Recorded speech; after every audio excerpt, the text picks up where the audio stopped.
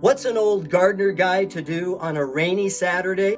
I tell you, not go out in the garden. I don't like to work in the rain. I'm going to come down into my laundry room winery and bottle up some Merlot Rosé that was harvested last October.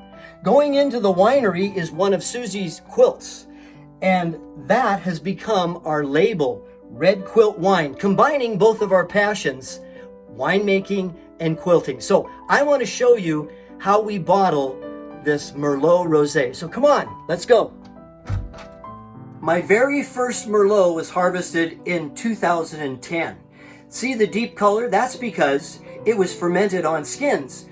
To make a rosé, you need to immediately press the grapes and remove the skins so you get that beautiful light pink color.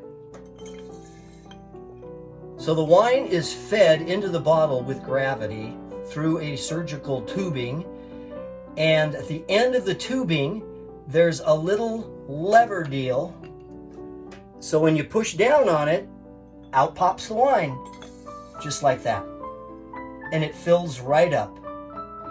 Bottling is really easy, but the most important thing is the bottles have to be sterile.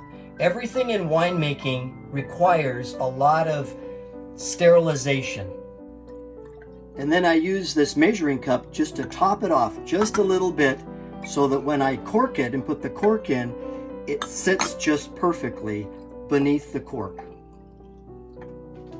You put the cork in the corker, then the bottle, bring the lever down, and boom! The cork goes in.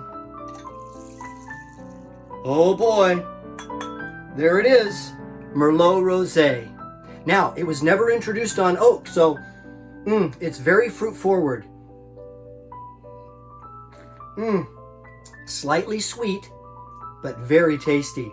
Chill this, bring some friends over in your garden patio, and what a summertime drink that would be.